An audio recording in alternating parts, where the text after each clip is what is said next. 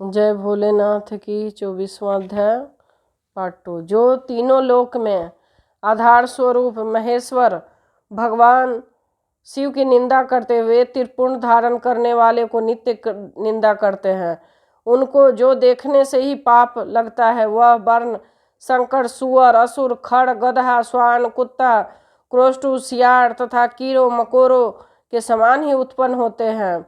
वह नरकगामी व्यक्तियों का यह जन्म मात्र पाप करने के लिए ही होता है। भगवान शिव की तथा त्रिपुंड धारण करने वाले उनके भक्तों को जो निंदा करते हैं, उनके रात में देखने से चंद्रमा दर्शन और दिन में देखने पर सूर्य की दर्शन से शुद्धि प्राप्त होती है। मात्र इतना ही नहीं, स्वप्न में देखने से पाप लगता है। अतः स्वप्न में जो उन्हें देखने उसकी अपनी शुद्धि के लिए श्रुति कहे गए रुद्र सूक्त का आदर पूर्वक पाठ करना चाहिए, तभी उसे छुटकारा मिल सकता है। उनसे बात करने से नरक होता है, उस नरक से मुक्ति प्रदान प्राप्त करना असंभव है। जो भस्म त्रिपुंड आदि धारण करने वाले पुरुष की निंदा करते हुए निश्चित ही मूर्ख हैं। हे मुने, तांत्रिक उद्धव त्रिपुंड धारण करने वाले तथा तपाए हुए चक्र आदि चिन्हों के धारण करने वाले तथा इस शिव यज्ञ की अधिकारी नहीं है, इस यज्ञ में बहिष्कृत हैं। बृहज्जवाल लोकनिषद में कहे गए लोग ही उस यज्ञ में अधिकारी हैं। प्रयत्न पूर्वक उन्हें शिव यज्ञ की कार्य में सम्मिलित करना चाहिए। उन्हें भस्म लगाना चाहिए। विभूति का चंदन से चंदन विभूति मिश्रण कर बनाए गए मिश्रित भस्म मस्तक पर त्रिपुंड धारण करना चाहिए। कुछ भी हो, मस्तक पर विभूति धारण करना आवश्यक ही है। यदि बुद्धि नहीं तब भी यह करना सदा लोगों के लिए आवश्यक ही है। ब्रह्मचारिणी सधवा तथा विधवा स्त्री और ब्रह्मादि द्विजों को केश पर्यंत भस्म धारण करना चाहिए। इसी प्रकार ब्रह्मचर्य आश्रम वाले को स्वच्छ विभूति धारण करना उचित है, क्योंकि विभूति मोक्ष देने वाली और समस्त पापों को नाश करने वाली होती है। जो भस्म द्वारा विधि पूर्वक त्रिपुंड धारण करता है वह ब्रह्म हत्या आदि महापात और उत्तिष्ठ आनंद दिन भक्षण उपपातकों से मुक्त हो जाता है। ब्रह्मचारी गृहस्थ वानप्रस्थी और सन्यासी ये चारों आश्रम ब्राह्मण क्षत्रिय वैश्य शूद्र तथा उन्य वर्ण संकर ये चारों वर्ण उपवर्ण के लोग पतित अथवा नीच मनुष्य से विधि पूर्वक शरीर पर भस्म उद्धूलन और त्रिपुंड धारण करने से शुद्ध हो जाते हैं, क्योंकि सम्यक रूप से धारण की गई भस्म तत्काल ही पाप राशि से मुक्त प्राप्त हो जाती है। भस्म धारण करने वाला व्यक्ति विशेष रूप से स्त्री हत्या गो हत्या वीर हत्या अश्व हत्या आदि पापों से मुक्त हो जाता है, इसमें संशय नहीं। दूसरे द्रव्य का फड़न, पराई स्त्री का अभिमर्शन, दूसरे की निंदा, पराये खेत का फड़न, दूसरे को कष्ट देना, सफल और बाग से आदि का फड़न, घर फूकना जलाना आदि कर्म,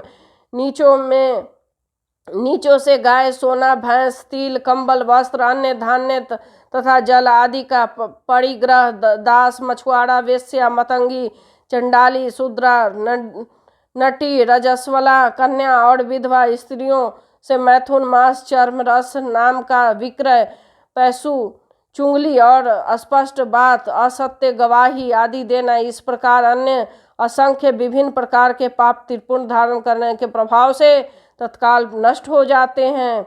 भगवान शिव के द्रव्य और अपहरण और जहाँ कहीं शिव की निंदा करने वाला तथा शिव भक्तों की निंदा करने वाला व्यक्ति प्रायश्चित करने पर शुद्ध नहीं होता।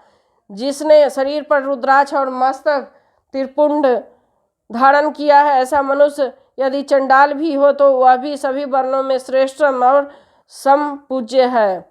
जो मस्तक पर त्रिपुंड धारण करता है वह इस संसार में जितने भी तीर्थ है, गंगा आदि जितनी नदियां हैं, उन सब से स्नान करते हुए समान पुण्य फल प्राप्त करने वाला होता है। जो पंचाक्षर मंत्र लेकर 7 करोड़ महामंत्र और अन्य करोड़ों से शिव कैवल्य का प्रदान करने वाला होता है। हे मुने, विष्णु आदि देवताओं के लिए प्रतिपादित अन्य जो मंत्र है वह सभी सुखों को देने वाले हैं। जो त्रिपुंड धारण करता है उसके बस में उससे सब मंत्र स्वतः ही हो जाते हैं। त्रिपुंड धारण करने वाला मनुष्य अपने वंश और गोत्र में उत्पन्न हजारों पूर्वजों और भविष्य में उत्पन्न होने वाले हजारों संतानों का उद्धार करता है। जो त्रिपुंड धारण करता है इसे इस लोक में रोग रहित दीर्घ आयु प्रदान होती है। वह संपूर्ण भोगों को उपभोग करके जीवन में अंतिम समय में सुखपूर्वक ही मृत्यु को प्राप्त करता है। वह मृत्यु को पश्चात अनिमा महिमा आदि 8 ऐश्वर्य द्वारा सद्गुणों से युक्त दिव्य शरीर वाले शिव को प्राप्त करता है। दिव्य लोक में देवों सहित दिव्य विमान पर चढ़कर शिवलोक को जाता है। वहां तक सभी विद्याधरों और महाप्रकर्मी गंधर्वों इत्यादि लोकपालों में लोकों में क्रमशः जाकर बहुत से भोगों को उपभोग करता हुआ प्रजापतियों के पदों तथा ब्रह्म के पद पर आसीन होकर वहां दिव्य लोक की सैकड़ों कन्याओं के साथ आनंदित होता है। वह इस लोक ब्रह्मा की आयु के बराबर आयु के प्राप्त करके सुखों को भोग करके विष्णु लोक हो जाता है। ब्रह्मा के 100 वर्ष के सुखों को भोग कर प्राप्त करता है। तदंतर वह शिवलोक में जाकर इच्छा अनुकूल सच अक्षय कामनाओं से प्राप्त होकर शिव के सानिध्य प्राप्त कर लेता है, इसमें संदेह नहीं है। सभी उपनिषदों के सार के बारंबार सम्यक रूप देखकर यही निर्णय लिया गया है कि त्रिपुंड धारण करना ही परम श्रेष्ठ है। जो ब्राह्मण विभूति की निंदा करता है वह ब्राह्मण नहीं अपितु अन्य जाति का है और विभूति निंदा के कारण उसे चतुर्मुख ब्रह्मा की आयुषी मातक नरक भोगना पड़ता है। श्राद्ध यज्ञ जप होम बलि वैश्य देव और देव पूजन के समय जो पुतात्मा मनुष्य त्रिपुंड धारण करता है वह मृत्यु को भी जीत लेता है। मल त्याग करने पर शुद्धि के लिए जल स्नान किया जाता है। भस्म स्नान करने पर सदा पवित्रता आती है। मंत्र स्नान पाप का हरण करता है। ज्ञान रूपी जल में अवगाहन करने पर परम पद की प्राप्ति होती है। समस्त तीर्थों में स्नान करने से जो पुण्य और फल की प्राप्त होता है वह फल भस्म स्नान करने वाले से प्राप्त हो जाता है। भस्म स्नान ही परम श्रेष्ठ तीर्थ है जो प्रतिदिन गंगा तीर्थ स्नान के समान है। भस्म जो भस्म रूपी साक्षात शिव है जो तरलोक को पवित्र करने वाला है। बिना त्रिपुंड धारण किए हुए जो ब्राह्मण स्नान ध्यान दान और जप आदि अनुष्ठान कर्म करता है वह न तो स्नान न ध्यान न दान और न जप आदि अन्य अनुष्ठित कर्म ही है। वानप्रस्थ कन्या और दीक्षा रहित मनुष्य को मध्या में पूर्व जल से युक्त त्रिपुंड धारण करना चाहिए, किंतु मध्या के पश्चात जल रहित भस्म को त्रिपुंड धारण करना उचित है। इस प्रकार श्रद्धा पूर्वक दृढ़ निश्चय वाला जो व्यक्ति नित्य त्रिपुंड धारण करता है उसे ही शिव भक्त जानना चाहिए। उसी को मुक्ति तथा भुक्ति प्राप्त होती है। इस अंग पर प्रचुर पुण्य देने वाला एक भी रुद्राक्ष नहीं है। वह त्रिपुंड से रहित है, उसका जन्म लेना ही व्यर्थ है। इसके पश्चात भस्म धारण तथा त्रिपुंड की महिमा एवं विधि बताकर सूत जी फिर कहा, हे महर्षियों, इस प्रकार मैंने संक्षेप में त्रिपुंड का महात्म्य बताया है। यह समस्त प्राणियों के लिए गोपनीय रहस्य है, अतः आपको भी इसे गुप्त ही रखना चाहिए। मुनिवर ललाट आदि सभी निर्दिष्ट स्थानों में जो भस्म 3 तिरछी रेखाएं बनाई जाती है उन्हीं को विद्वानों को त्रिपुंड कहा गया है। भवों के मध्य भाग लेकर जहाँ तक भवों का अंत है उस पर त्रिपुंड ललाट में धारण करना चाहिए। मध्यमा और अनामी अंगुली के 2 रेखाओं करके बीच में अंगुष्ठा द्वारा प्रतिलोम भाव से की गई है रेखा त्रिपुंड कहलाती है। अथवा बीच की 3 अंगुलियों का भस्म लेकर यत्नपूर्वक भक्ति भाव से ललाट में त्रिपुंड धारण करना चाहिए। त्रिपुंड अत्यंत उत्तम तथा भोग की मोक्ष को देने वाला है। त्रिपुंड के 3 रेखाओं में प्रत्येक 9 देवता हैं जो सभी अंगों में स्थित है। मैं उनका परिचय देता हूँ, सावधान होकर सुनिए। हे मुनियों, पर्णों का प्रथम अक्षर आकार, बृहस्पति अग्नि, पृथ्वी धर्म, रजोगुण, ऋग्वेद, क्रिया शक्ति, प्रातः सवन तथा महादेव, ये त्रिपुंड कि प्रथम रेखा में 9 देवता हैं। यह बात शिव दीक्षा परायण पुरुष को अच्छी तरह समझ लेनी चाहिए। हे मुनि श्रेष्ठों, वर्णों का दूसरा अक्षर उकार, दक्षिणाग्नि आकाश, सत्वगुण यजुर्वेद, मध्यन स्वर्ण इच्छा शक्ति अंतरात्मा तथा महेश्वर, ये दूसरी रेखा के 9 देवता हैं। ऐसा शिव दीक्षित लोगों को जानना चाहिए। हे मुनि श्रेष्ठ, वर्णों का तीसरा अक्षर मकार है। आहवनीय अग्नि, परमात्मा, तमोगुण, भूलोक, ज्ञान शक्ति, सामवेद, तृतीय सवन तथा शिव, ये तीसरी रेखा 9 देवता हैं। ऐसा शिव दीक्षित भक्तों को जानना चाहिए। इस प्रकार स्थान देवताओं को उत्तम भक्ति भाव से नित्य नमस्कार करके स्नान आदि से शुद्ध हुआ पुरुष यदि त्रिपुंड धारण करे तो भोग और मोक्ष को भी प्राप्त कर लेता है। ये मुनीश्वरों, ये संपूर्ण अंगों में स्थान देवता बताए गए हैं। अब उन सब संबंधित स्थान मैं बताता हूँ, भक्ति पूर्वक सुनिए। 32, 16, 8 और 5 स्थानों में मनुष्य को त्रिपुंड का न्यास करे।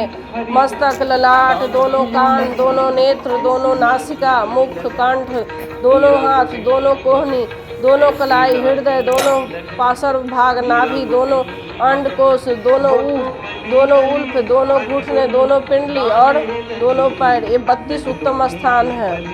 इसमें से क्रमशः अग्नि, जल, पृथ्वी, वायु 10, दिक् प्रदेश 10, दिक्पाल तथा 8 वसुओं का निवास है। धरा, धर, ध्रुव, सोम, आप, अनिल, अनल, प्रत्युष और प्रभा से 8 वसु कहे गए हैं। इन सब का नाम मात्र लेकर इनके स्थान में विद्वान पुरुष त्रिपुंड धारण करे अथवा एकाग्रचित होकर 16 स्थानों में त्रिपुंड धारण करे। मस्तक, ललाट, कंठ, दोनों कंधों, दोनों भुजाओं, दोनों कोहनियों तथा दोनों कलाइयों में, हृदय में, नाभि में, दोनों पसलियों में तथा पृष्ठ भाग त्रिपुंड लगाकर वहाँ दोनों अश्विनी कुमार शिव शक्ति, रुद्र, ईश, नारद का, वामा और 9 शक्तियों का पूजन करे। ये सब मिलकर 16 देवता हैं। अश्विनी कुमार युगल कहे गए हैं। नासत्य और दशद अथवा मस्तक, केश, दोनों कान, मुख, दोनों भुजा, हृदय, नाभि, दोनों ऊँ, दोनों जानु, दोनों पैर और पृष्ठ भाग, इन 16 स्थानों पर 16 त्रिपुंड का न्यास करे। मस्तक में शिव, केशों में चंद्रमा, दोनों कानों में रुद्र और ब्रह्मा, मुख में विघ्नराज गणेश, दोनों भुजाओं में विष्णु और लक्ष्मी, हृदय में शंभु, नाभि में प्रजापति, दोनों उरुओं में नाग और नाग कन्याएं, दोनों घुटनों में ऋषि कन्याएं, दोनों पैरों में समुद्र तथा विशाल पृष्ठ भाग से संपूर्ण तीर्थ देवता रूप में विराजमान है। इस प्रकार 16 स्थानों का परिचय दिया गया है। अब 8 स्थान बताए जा रहे हैं। गुहास्थल, ललाट, परम उत्तम, कर्ण युगल, दोनों कंधे, हृदय और नाभि, ये 8 स्थान हैं। इनमें ब्रह्म तथा सप्त ऋषि, ये 8 देवता बताए गए हैं। ये मुनीश्वरों, भस्म के स्थान जानने वाले विद्वानों ने इस तरह 8 स्थानों का परिचय दिया है। अथवा मस्तक, दोनों भुजाएं, हृदय और नाभि, इन 5 स्थानों को भस्मवेता पुरुषों को भस्म धारण करने योग्य बताया है। यथा संभव देश काल आदि अपेक्षा रखते हुए उद्धूलन, भस्म को अभिमंत्रित करना और जल में मिलाना आदि कार्य करें तथा लग्न में असमर्थ हो तो त्रिपुंड आदि ही लगाएं।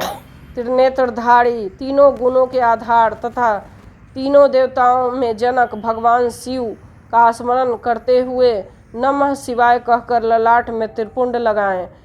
ईशाभ्याम नमः ऐसा कहकर दोनों पार्श्व भागों में त्रिपुंड धारण करें। बीजाभ्याम नमः यह बोलकर दोनों प्रकोष्ठों में भस्म लगाएं। पृत्तभ्यम नमः कहकर नीचे अंग में, उमाशभ्यम नमः कहकर ऊपर के अंग में, भीमाय नमः कहकर पीठ में और सिर के पिछले भाग में त्रिपुंड लगाना चाहिए। जय भोलेनाथ की। 24वां अध्याय विशेश्वर संहिता समाप्त। जय भोलेनाथ। जय भोलेनाथ।